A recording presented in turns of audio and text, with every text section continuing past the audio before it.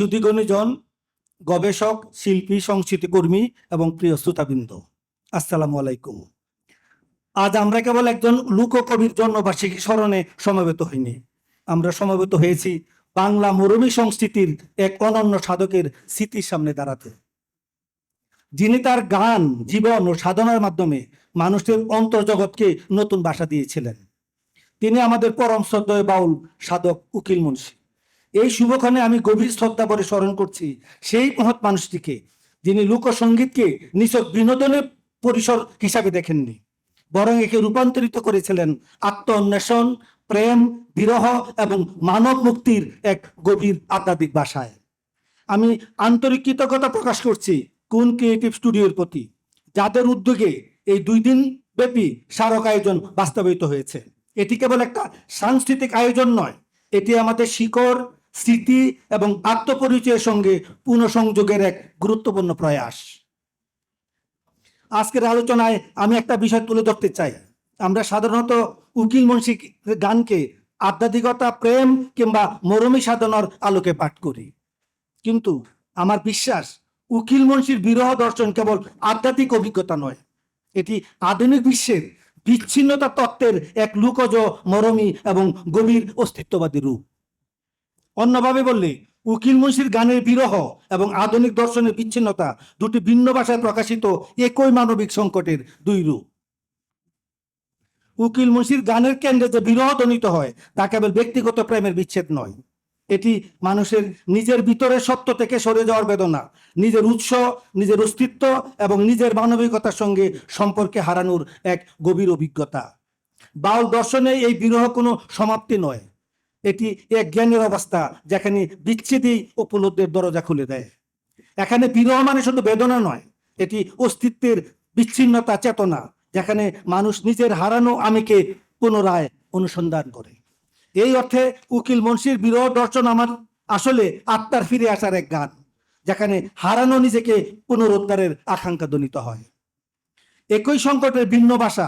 বিচ্ছেদ কেবল প্রেমিক প্রেমিকার সাময়িক দূরত্ব নয়, এটি মানুষের অস্তিত্বগত একাকিত্ব, অপূর্ণতা এবং হারিয়ে যাওয়া অর্থের গভীর অনুভূতির প্রকাশ।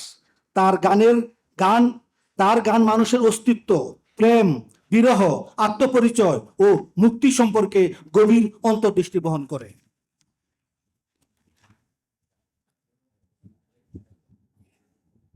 যখন তিনি বিরহের কথা বলেন, তখন তিনি কেবল আবেগ প্রকাশ করেন না, মানুষের আত্মবিচ্ছিন্নতার এক গভীর সত্যকে ভাষা দেন।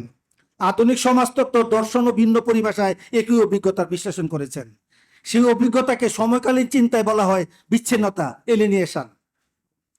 অর্থাৎ উকিল মুন্সীর গানের বিচ্ছেদ এবং আধুনিক চিন্তার বিচ্ছিন্নতা দুটি ভিন্ন ভাষায় প্রকাশিত হলেও মূলত একই মানবিক সংকটের 2 রূপ। মানুষ কেন নিজের কাছ থেকে বিচ্ছিন্ন হয়ে পড়ে? মহামতি কার্ল মার্কস দেখিয়েছেন, পুঁজিবাদী উৎপাদন ব্যবস্থায় শ্রমিক তার শ্রমের ফল, উৎপাদন প্রক্রিয়া এবং নিজের মানব সত্তা থেকে বিচ্ছিন্ন হয়ে পড়ে। তার শ্রম আর আত্মপ্রকাশের মাধ্যম না হয়ে পুঁজির অধীনে একটা বহিরাগত শক্তিতে পরিণত হয়। ফলে শ্রমিক তার উৎপাদিত বস্তুর উপর নিয়ন্ত্রণ হারায় এবং সেই বস্তু তার বিপরীতে স্বাধীন ও আধিপত্যশীল সত্তা হিসেবে দাঁড়ায়। এই সামগ্রিক বিচ্ছিন্নতাকেই মার্ক এলিনিয়েশন হিসেবে ব্যাখ্যা করেছেন। এরিক ফ্রম আধুনিক বিচ্ছিন্নতাকে মানসিক ও অস্তিত্বগত সংকট হিসেবে ব্যাখ্যা করেন। তার মতে, পুঁজিবাদী সমাজে মানুষ ধীরে ধীরে বাজারমুখী সত্তাকে পরিণত হয়, যেখানে সে নিজেকেও একটি বিক্রয়যোগ্য পণ্য হিসেবে বিবেচনা করতে শিখে। ফলে তার আত্মপরিচয় গঠিত হয় প্রকৃত মানবিক গভীরতার বদলে গ্রহণযোগ্যতা ও মূল্যায়নের মানদণ্ডে। এই প্রক্রিয়ায় মানুষ নিজের অনুভূতি, অস্তিত্ব থেকে বিচ্ছিন্ন হয়ে ক্রমেই নিজের কাছে অপরিচিত হয়ে পড়ে, নিজের কাছে বহিরাগত হয়ে যায়। হারবার্ট মার্কুস দেখিয়েছেন, উন্নত শিল্প, ভোগবাদী সমাজ এমন এক সাংস্কৃতিক পরিবেশ সৃষ্টি করে যেখানে মানুষ ক্রমশ বাজার, প্রযুক্তি এবং ভোক্তা সংস্কৃতি দ্বারা নির্মিত কৃত্রিম চাহিদার অধীন হয়ে পড়ে। এর ফলে সে সমালোচনামূলক চিন্তা, সৃজনশীল প্রতিরূপ এবং বিকল্প সম্ভাবনা কল্পনা করার ক্ষমতা হারিয়ে ফেলে। মানুষ তখন বিদ্যমান ব্যবস্থার সঙ্গে এমনভাবে খাপ খেয়ে নিয়ে যে নিজের বন্ধুত্বকেও স্বাধীনতা বলে মনে করে। এই অবস্থাকে মার্কুস তার বিখ্যাত গ্রন্থ ওয়ান ডাইমেনশন ম্যানকে একমাত্রিক মানুষ হিসাবে অভিহিত করেছেন। জাপল সার্ত্র মানুষের বিচ্ছিন্নতাকে অস্তিত্বের গভীর সংকট হিসাবে ব্যাখ্যা করেন। তার মতে মানুষ স্বাধীনতা বাধ্য, কিন্তু এই স্বাধীনতার সঙ্গে জড়িত দায়িত্ব, অনিশ্চয়তা ও উদ্বেগ থেকে পালানোর জন্য সে প্রায়ই সামাজিক ভূমিকা, পরিচয়, মতাদর্শ কিংবা প্রতিষ্ঠানের আড়ালে নিজেকে লুকিয়ে রাখে। এই আত্মপ্রবঞ্চনামূলক অবস্থাকে স্বার্থ ব্যাড ফেইথ, অর্থাৎ ব্যক্তিগুলো বলে যে আমার ভাগ্যটা ছিল, কিন্তু সে নিজেকে অনুসন্ধানী করে না। এটি কেবল ব্যক্তিগত দুর্বলতা নয়, বরং নিজের স্বাধীন সত্তা, নৈতিক দায়িত্বকে অস্বীকার করার একটা অস্তিত্বগত সংকট, যা ব্যক্তি থেকে শুরু করে সমাজ ও রাজনীতির পরিসরেও গভীরভাবে প্রভাব ফেলে। এই চারটি দৃষ্টিভঙ্গি একত্র করলে স্পষ্ট হয়, বিচ্ছিন্নতা কেবল অর্থনৈতিক বা সামাজিক সমস্যা নয়, এটি একই সঙ্গে মানসিক, সাংস্কৃতিক এবং অস্তিত্বগত সংকট।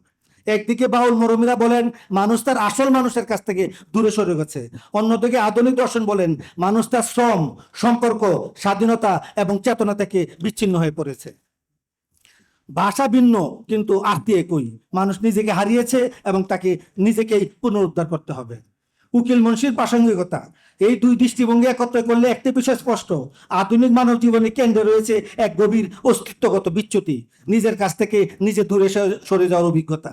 কিন্তু পাঠক এখানে বাউল দর্শনে বিচ্ছেদ শেষ পর্যন্ত মিলনের পথ, আর আধুনিকতার এই বিচ্ছিন্নতা প্রায়শই এক অন্তহীন সংকট। উকিল মুন্সির গান সেই বিচ্যুত সত্তারই এক সুরলা অনুসন্ধান, যেখানে বিরহ শেষ পর্যন্ত হয়ে ওঠে ফিরে আসার আকাঙ্ক্ষা, মানুষের নিজের কাছে, নিজের সত্যের কাছে এবং নিজের মানবিকতার কাছে ফিরে আসার আকাঙ্ক্ষা। পরিশেষে গান নয়, এক মানব দর্শন। মরমী গান কেবল সঙ্গীত নয়, এটি এক মানবিক দর্শন, এক আত্মিক অনুসন্ধান, এক সাংস্কৃতিক উত্তরাধিকার। আর যখন মানুষ প্রযুক্তির বিস্ময়কর অগ্রগতির মধ্যেও গভীর একাকিত্ব, অনিশ্চয়তা, অর্থহীনতার অনুভূতিতে আক্রান্ত, তখন উকিল মুন্সির গান নতুন তাৎপর্য নিয়ে আমাদের সামনে ফিরে আসে। তার বিরহ আমাদের কেবল কাঁদায় না, আমাদের জাগিয়ে তোলে, আমাদের মনে করিয়ে দেয় মানুষের সবচেয়ে বড় সংকট বাইরের নয়, ভিতরের। মানুষ বিচ্ছিন্ন হয় না কেবল সমাজ থেকে, সে বিচ্ছিন্ন হয় নিজের মানবিকতা থেকে, নিজের সত্য থেকে। ভাষা বদলায়, সময় বদলায়, দর্শন বদলায়, কিন্তু এই সত্য বদলায় না। উকিল মুন্সি আমাদের শিখিয়েছেন মানুষ বিচ্ছিন্ন হয় না কেবল সমাজ থেকে, সে বিচ্ছিন্ন হয় নিজের মানবিক সত্য থেকে, আর সেই সত্যের নামই প্রেম। সবাইকে ধন্যবাদ।